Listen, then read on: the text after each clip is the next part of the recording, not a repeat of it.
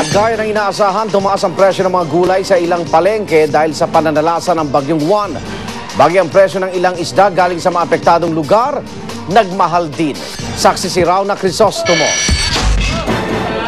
Gabi-gabi, truck ng gulay mula norte ang ibinabagsak sa palengke dito sa Balintawak. Pero mula kagabi, kakaunti raw ang gulay na dala ng mga truck na ito dahil sa sinira ng Bagyong Juan. At dahil kakaunti ang gulay, halos doble ang taas ng presyo ng mga gulay galing norte, partikular na sa Cordillera Administrative Region.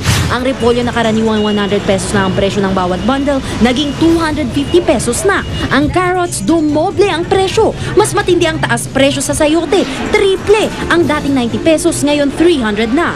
Ang sili na dating 60 pesos, 150 pesos na. Ibig sabihin, kada kilo ay 5 hanggang 10 piso ang itinaas ng presyo. At puhunan pa lang daw ang dagdag na yan ayon sa mga tindera. Kaya naman ang ilang mga mamimili na pipilitang ipagpaliban ang pagbili ng gulay. Nakabili kayo ng gulay? Hindi na ako bumili. Dahil Mahal. kasya sa budget, wala. Kulang. Pero may ilang nagtitiis na lang muna sa presyo. Medyo tumaas po ang talaga, yung presyo ho ng gulay.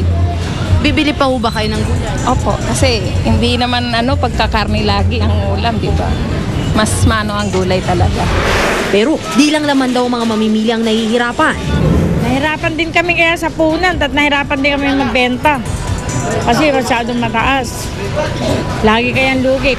Ayon sa Department of Agriculture, mahigit 50% ng gulay sa Metro Manila galing sa Cordillera Administrative Region, nakabilang sa mga rehiyong pinakasinalanta ng nagdaang bagyo. Ang mga sirang kalsada ang itunuturong dahilan ng kakaunting supply na dumarating sa Kamaynilaan.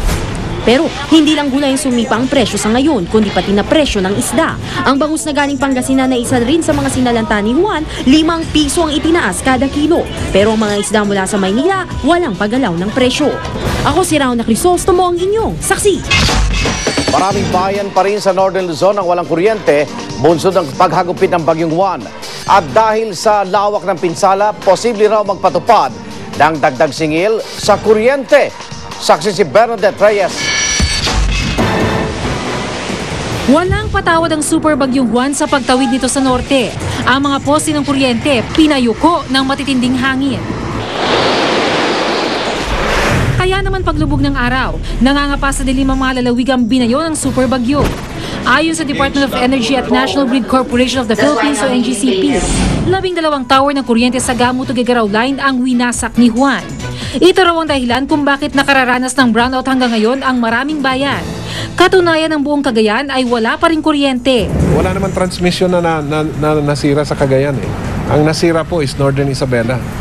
So, kailangan po namin ma-restore yun para yung kuryente umabot sa Cagayan. Nag-brownout din sa buong Isabela, pero naibalik na ang kuryente sa kalahati ng probinsya. Gayunman, kailangan pa rin magtayo ng mga temporary transmission line. Sa Ifugao, 9 na bayan pa rin ang balot sa dilim. 5 na bayan naman ang apektado sa Pangasinan at sa Biyernes pa raw maibabalik ang kuryente sa kanila. Sa araw rin niyang inaasahang magkakakuryente sa Cayapas at Nueva Vizcaya. Samantala sa Ilocos Sur, may kuryente na maliban sa Sugpon. Balik normal na rin ang supply ng kuryente sa Baguio City.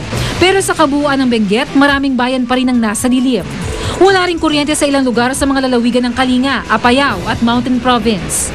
Wala pang pagtataya ang DOE sa kabuuang pinsalang natamo ng Luzon Grid mula kay Juan.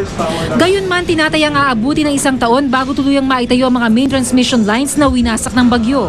Sa laki ng pinsala, ayon sa NGCP, di raw malayo magpataw ng dagdag singil para sa pagkukumpuni ng mga nasirang transmission line.